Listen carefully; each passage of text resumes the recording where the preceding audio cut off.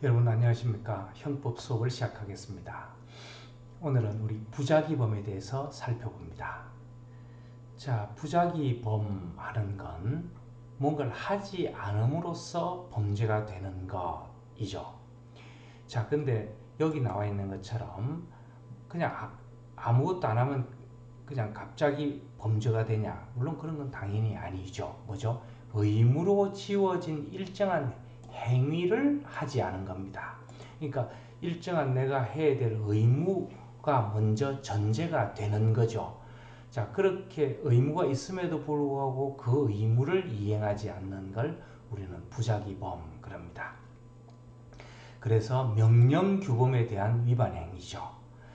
자, 이 행위성 하는 건 뭐냐면 자기 의무에도 불구하고 의무를 이행치 않는다는 그런 어떤 이제 규범적인 판단인데 여기서 중요한 거는 이 말이 아니고요. 이겁니다. 바로 자기와 부자기가 헛갈리는 경우가 있을 수 있습니다. 자, 예를 들어서 젖을 주지 않은 엄마가 다른 사람이 수유하려고 젖을 주려고 하니까 이걸 적극적으로 말리고 못하게 막 합니다. 자, 그러면 엄마가 젖을 주지 않는 건 부작이죠. 그죠? 근데 다른 사람이 주는 것까지도 막 말리면 이거는 또 자기로 못하게 하는 거잖아요. 그죠? 자, 이런 경우 또 그 일정한 종교를 가진 사람이 수혈을 거부합니다. 자기 딸이 아픈데 부모가 자기 수혈을 거부할 뿐만 아니고 수혈을 강제로 하기 위해서 다가오는 의사의 멱살을 잡고 막 밀치고 이럽니다. 그러면 뭐죠?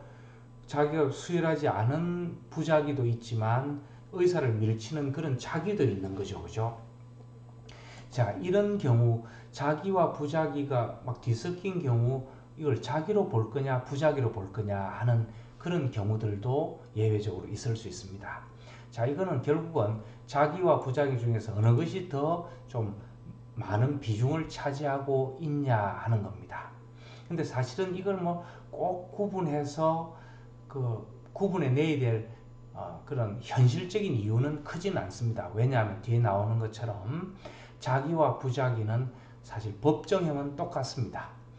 그래서 그 법정형이 같기 때문에 양형에서 고려하면 되는 것이긴 한데 어쨌든 판사가 양형에서 고려하더라도 이걸 자기범으로 이해하고 할 건지 부작위범으로 넣어서 이해할 건지 그 판단은 해줘야 되는 것이고 거기에 따라서 또 조금 양형에서는 차이가 있을 수는 있겠죠.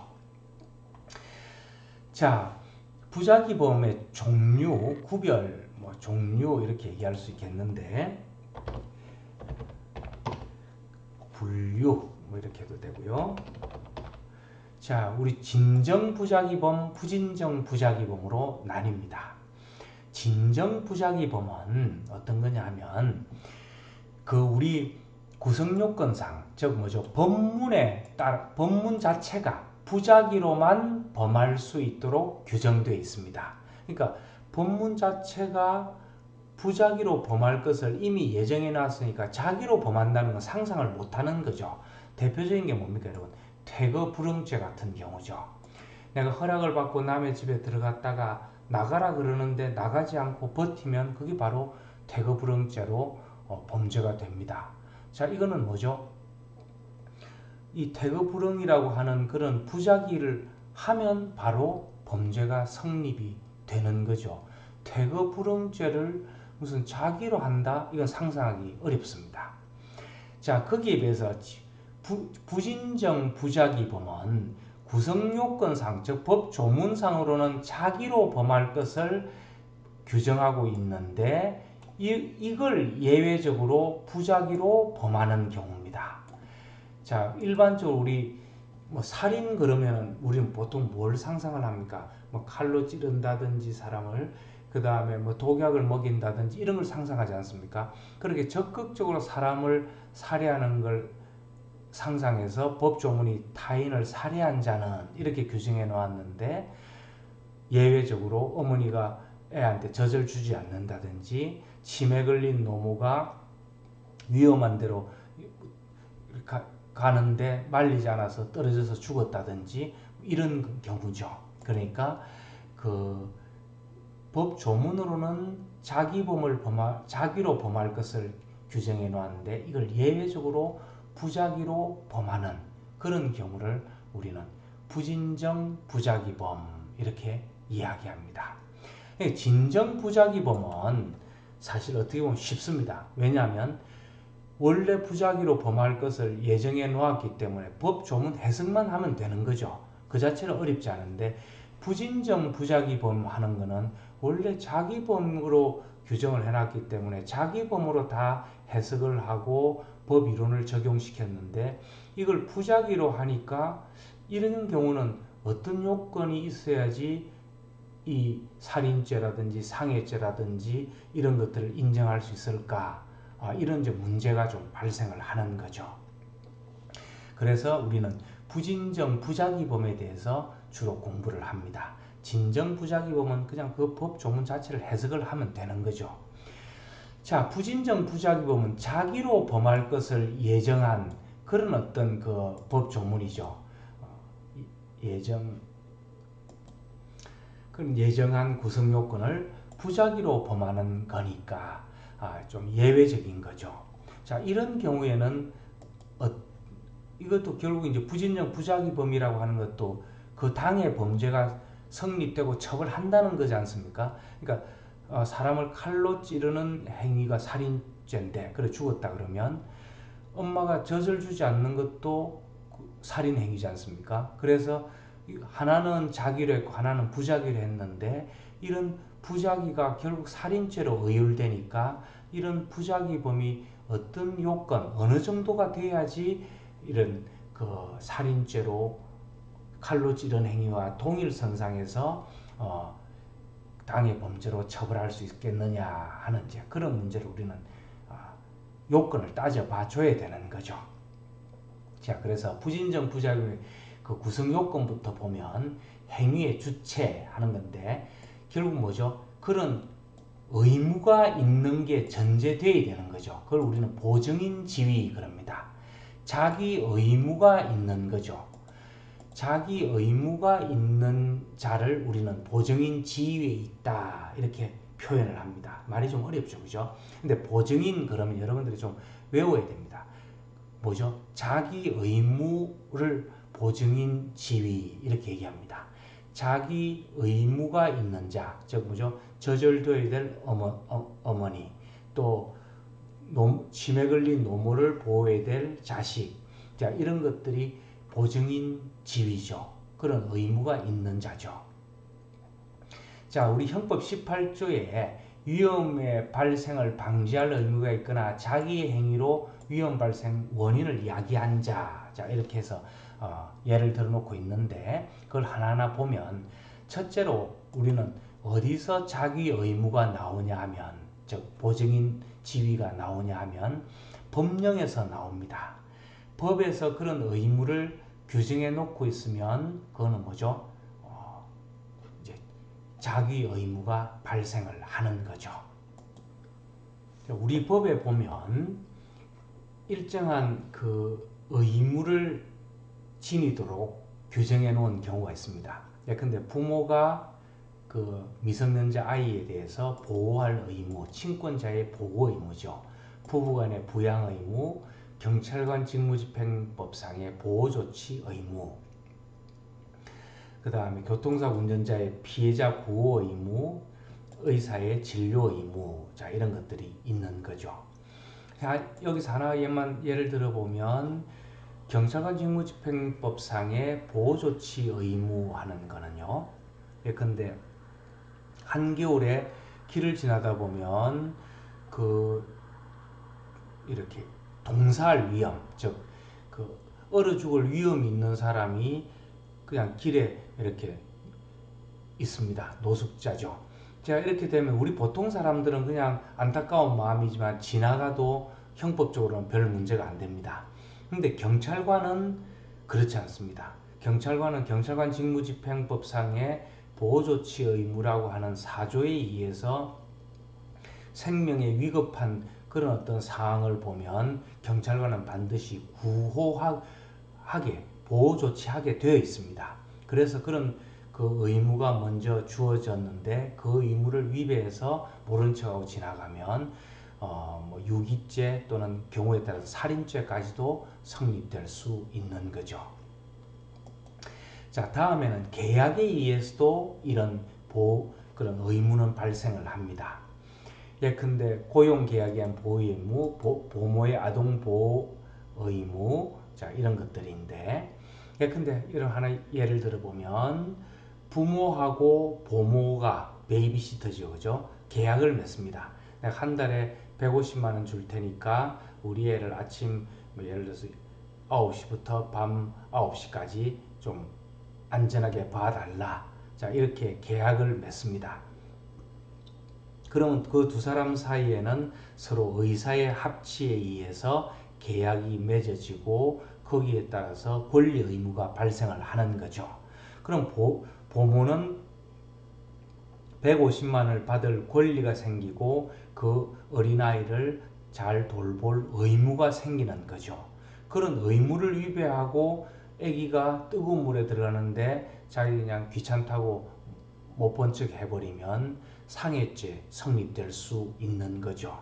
자, 이것이 자기 의무입니다. 자, 다음으로는 선행행위에 의한 자기 의무 하는 것도 있습니다. 자기가 어떤 일정한 행위를 잘못을 했기 때문에 거기서 발생한 그런 그 결과에 대해서는 방지를 할 의무가 있다는 거죠.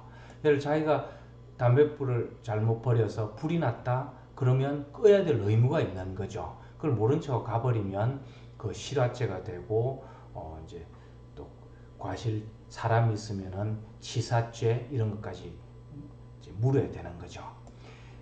자, 그 다음에 의사가 예를 들어서 의사의 실수에 의했으면 실수로 인한 행위에 대한 결과 발생 방지 의무 이런 것도 생각해 볼 수 있겠죠. 그죠? 의무. 자, 의사가 잘못해서 주사를 잘못 냈다 그럼 빨리 해독을 하거나 이런 것들이 이제 필요하다는 거죠. 자, 우리 판례 나오는 거 보면 자기가 미성년자를 유인해서 포박 감금했으면 탈진 상태에 빠졌으면은 생명이 위독해졌으니까 그걸 발견했으면은 뭐죠? 빨리 병원으로 데려가야 될 의무가 있는데 방치해버리면 살인죄까지도 성립되는 거죠. 자, 구조는 이렇게 되는 거죠. 자기의 선행행위에 의해서 애를 포박해서 밥도 안 먹이고 탈진케 했으니까 자기의 선행행위에 의해서 그런 위험이 발생했고 그 발생을 방지할 의무 있는 자가 그걸 방치함으로써 그 죽음의 결과가 왔다 그러면 그는 선행행위에 의한 자기 의무가 발생했고 그 자기 의무를 이행하지 않음으로써 결과가 발생했으니까 그 결과에 대해서 책임을 져야 되는 거죠. 자, 그 다음에 이제 좀 논란이 되는 것이 신의 측이나 또 조리, 우리 상식이라 그러죠. 조리에 의해서도 이런 자기 의무가 발생하느냐 하는 건데, 자, 이건 해석에 의해서 이런 의무를 인정할 수 있을 거냐 하는 겁니다. 그러니까 동거자, 약혼자, 형제, 자매, 뭐 공사장에서의 안전관리 담당자 뭐 이런 사람들인데 좀 애매한 경우죠. 법령이나 계약이나 선행행위 이런 것들에 해당되지 않는데 그렇다고 관계가 전혀 없는 것도 아닌 그런 어떤 일정한 그 관계가 있는 사람. 예컨대 약혼자 같은 경우가 둘이 예를 막 되게 싸웠다 칩시다. 그래서 약혼자 집에서 나와서 가고 있는데 나는 지금 독약을 먹고 죽겠다. 이런 그 메시지를 받고도 한 5분이면 가서 구할 수 있는데 구하지 않았다. 뭐 이런 경우들. 그죠? 이런 경우들은 어떨까요? 이걸 신의측 및 조리 이런 데 근거에서도 자기 의무를 인정을 해서 부작위범으로 인정을 해야 될 것인지 아니면 그런 것까지 애매한 기준까지 늘려서 부작위범을 너무 넓혀서 가벌성을 확대하는 건 옳지 못하다. 뭐 이렇게 볼 것인지 자, 이런 학설의 대립이 있는데 제1설은 부정설입니다. 그러니까 뭐죠? 위에까지 법에 나와 있는 것까지는 좋은데 법에 없는 규정되어 있지 않는 신의칙이나 조리와 같은 애매한 기준으로 자기 의무를 인정을 하고 그 자기 의무에 위반했다 그래서 처벌을 하는 것은 너무 애매한 기준에 의해서 형벌권을 너무 남용하는 거다. 자, 이렇게 보는 거고, 제2설은 그런 애매한 경우라도 어쨌든 아무 관계가 없는 경우는 아니니까 뒤에 나오는 동가치성, 즉 그 정도가 어느 정도냐에 따라서 불법성의 정도에 따라서 인정할 수도 있고 안 할 수도 있는 거 아니냐. 결국 이거는 인정을 하는 거죠. 인정을 하는데 동가치성이라고 하는 그런 기준을 두어서 일정한 수준을 넘어서 자기 의무가 발생했다고 볼 만한 그런 경우에는 부작위범을 인정을 하자 하는 그런 입장입니다. 자, 윤리적 자기 의무는 인정하지 않습니다. 윤리적 자기 의무라고 하는 건 뭐냐면 자기하고는 아무런 상관이 없습니다. 근데 자기는 쉽게 그 사람을 구할 수 있습니다. 예컨대 우리가 길을 지나는데 웅덩이에, 그죠? 한 1m밖에 안 되는 웅덩이에 3살 난 아기가 빠졌습니다. 그러니까 그 3살 난 아기는 거기서 허우적거리고 있는데 우리 손만 내밀면 걔를 구할 수 있는 거죠. 그런데도 나는 쟤랑 아무 상관없으니까 그냥 가겠다. 그래 가면 어떻게 되냐 이거죠. 우리나라 법에서는 그건 아무런 범죄도 성립을 하지 않습니다. 그건 윤리적인 자기 의무를 인정하지 않기 때문이죠. 근데 독일법 같은 경우는 독일 형법은 이거는 구조 위반죄 이렇게 해서 3년 이하의 징역 이렇게 해서 처벌이 됩니다. 자, 그런 걸 보면 독일 형법은 오히려 우리보다 좀 더 윤리적이고, 윤리적이라는 게 좋다는 꼭 의미는 아닙니다. 윤리를 더 형법에 넣어서 강조하려고 하는 것이고, 우리 법은 법과 윤리는 좀 구분을 하자 이런 입장이고, 그래서 그런 것들은 윤리적으로는 비난받아 마땅하지만 형법적으로 교도소 보내서 될 문제는 아니다 이렇게 보는 거죠. 자, 그 다음 이제 동가치성 하는 건데, 아까 얘기한 것처럼 자기로 범할 것을 예정한 그런 어떤 구성 요건을 부작위로 범했으니까 자기범과 동일하게 처벌할 수 있을 정도의 불법성을 갖출 것을 요구합니다. 자, 그래서 이런 경우가 이제 문제되는 게 어떤 경우냐 하면, 거스름 돈 사기 이런 겁니다. 자, 여러분 이제 식당에 갑니다. 식당에 가서 내가 설렁탕을 먹었는데 설렁탕이 7,000원입니다. 내가 10,000원짜리를 냈으니까 얼마를 거슬러 받아야 되죠? 3,000원을 거슬러 받아야 되죠. 3,000원을 거슬러 받아야 되는데 식당 주인이 바빠서 5,000원짜리 하나를 넣어서 7,000원을 돌려줍니다. 자, 자기 받아보니까 7,000원을 받았어. 이제 순간 이 사람이 좀 양심이 흔들리는 거죠. 그죠? 이거 그냥 모른 척하고 가지고 갈까? 주인한테 얘기할까? 그러다가 그냥 모르겠다. 그러고 자기 호주머니 속에 넣어서 식당을 나왔습니다. 자, 그럼 이거는 어떤 행위냐? 이거죠. 결국 이게 사기죄가 성립되냐, 되지 않느냐 하는 것이 현재 학설로 대립을 하고 있습니다. 자, 여러분 어떻게 생각하십니까? 이게 사기죄가 될 것 같습니까? 안 될 것 같습니까? 즉, 내가 뭐 적극적으로 사기를 친 건 아니죠. 그죠? 그런데 잘못 준 거 받아서 내가 여기 잘못 줬습니다 하고 자기 의무가 발생한다는 거죠. 인정설은. 그래서 돌려줘야 될 의무가 있는데도 불구하고 돌려주지 않았으니까 부작위한 사기다. 사기죄가 성립된다. 이렇게 보는 입장하고, 무슨 얘기냐? 그거는 자기가 적극적으로 사기친 게 아니고 그냥 잘못된 걸 받아서 그냥 자기 호주머니에 넣고 간 거기 때문에 그걸 알려줘서 돌려줄 그런 의무, 이거는 인정할 수 없다. 즉, 그 정도로 불법성이 크질 않다. 그건 인지상정상 그럴 수 있다. 이렇게 보면 동가치성을 인정하지 않는 거죠. 그래서 사기죄를 인정하지 않으려 합니다.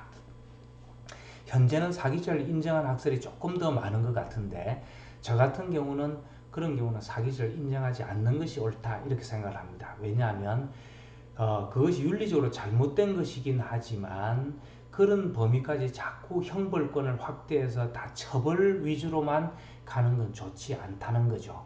그거는 인지상정상 그럴 수 있기 때문에 잘했다는 건 아니지요. 잘했다는 건 아니지만 형벌권까지 줄 정도의 행위는 아니다 이렇게 보는 거죠. 자, 여기 부작위범 이제 판례들이 나옵니다. 자기가 법무사로 소개되고 호칭되는데도 불구하고 그런 사실을 밝히지 않은 것, 또 오락 채널에서 운영 직원들이 음란만화 이런 것들이 나오면 안 되는데 그런 것들을 그냥 방치해 둔 경우 이런 것들이 부작위범으로 처벌되는 경우들 판례가 있으니까 여러분 쭉 보시고 또 이 다른 판례들도 여러분 보고 익혀두기 바랍니다. 자, 처벌은 부진정 부작위범은 자기범과 동일하게 처벌이 됩니다. 자, 자기범과 동일하게 처벌되니까 일단 부진정 부작위범으로 이거는 범죄가 성립된다 이렇게 판단이 되면 어쨌든 당해 범죄로 처벌이 되는 거죠. 아까 여러분 그 거스름돈 사기 생각해 보면 거스름돈 사기가 이게 사기죄가 된다 안 된다 하는 거는 돈가치성의 판단에 따라 달라진다 그랬죠, 그죠? 근데 이걸 돈가치성을 인정을 그 정도 자기범과 동일한 정도다 이렇게 인정을 했으면 사기죄는 성립되는 거죠. 그러면 법정형은 어쨌든 사기죄 법정형 내에서 처벌이 되는 겁니다. 자, 그런데 입법론으로는 이 부작위로 범한 거는 자기로 범한 것보다는 어쨌든 조금 더 불법성이 낮지 않느냐, 좀 가볍게 처벌해야 되지 않겠느냐 이런 입법론이 있다는 것도 여러분 알아두면 좋겠죠, 그죠? 자, 그런데 어쨌든 현재로서는 자기범과 동일하게 처벌이 됩니다. 자, 마지막으로 부작위와 공범 하는 건데, 자, 부작위범에 대한 교사 방조 이건 얼마든지 가능한 거죠. 애기 엄마 보고 젖주지 말고 그냥 애기를 죽여라 이런 교사도 할 수 있고 또 옆에서 도와주기도 하는 거죠. 애기 엄마가 마음이 약해서 젖을 주려고 하니까 아니 굳게 마음을 갖고 젖 주지 마라 뭐 이렇게 도와주는 거 방조가 될 수 있겠죠, 그죠? 자, 근데 부작위에 의한 교사 이건 나중에 이제 그 뒤쪽에 나오는 거지만 그러니까 이건 부작위와 공범 이렇게 하는 게 좀 낫겠습니다. 부작위에 의한 교사는 좀 성립하기 어렵다, 생각하기 어렵다 하는 게 현재 대다수설입니다. 아무것도 하지 않으면서 다른 사람 마음에 범죄를 심어준다. 이거는 어렵다, 있을 수 없다는 거죠. 근데 부작위에 의한 방조는 얼마든지 가능합니다. 예컨대 창고 간수, 창고를 지키는 사람이 바둑을 둡니다. 그런데 바둑에 빠져서 도둑놈들이 창고 안에 있는 물건을 훔쳐가는 걸 뻔히 보고 알면서도 바둑에 빠져서 그냥 가만 내버려 두면 뭐죠? 부작위한 방조가 되는 거죠. 자, 이렇게 부작위한 방조가 되면 이 사람은 그 당해 범죄 방조죄로 처벌이 되는 거죠. 예전에 그 유명한 사건인 보람의 사건 하는 게 있습니다. 사실 보람의 병원 사건인데 요즘은 이제 그 병원 이름은 빼고 얘기를 하는 게 좀 그 병원에 대한 예의다 뭐 이렇게 얘기를 하는데 거기서도 그 환자의 가족이 그 환자를 퇴원시키려고 합니다. 근데 이 퇴원을 하면 이 사람은 곧 죽게 돼 있습니다. 근데 이 사람이 평소에 집에서 행패를 부리고 막 이러니까 가족들이 쉽게 진절머리가 나는 거죠. 이 사람을 살리고 싶은 생각도 없고 또 사고를 쳐서 병원에 입원했는데 그만 퇴원을 시키겠다 그러니까 의사는 말립니다. 말리면서 나가면 이 사람 죽는다 이러는데도 결국 그 가족의 강한 그런 어떤 요구에 의해서 의사가 퇴원을 어쩔 수 없이 방임을 했는데 이런 경우도 부작위한 방조 그래서 살인죄 방조죄로 처벌이 됐습니다. 이것이 너무 과도한 처벌이다 하고 학자들은 비판을 많이 했는데 이렇게 부작위한 방조라고 하는 것은 가능하다 이렇게 이야기할 수 있겠습니다. 자, 여기까지 하겠습니다. 수고하셨습니다.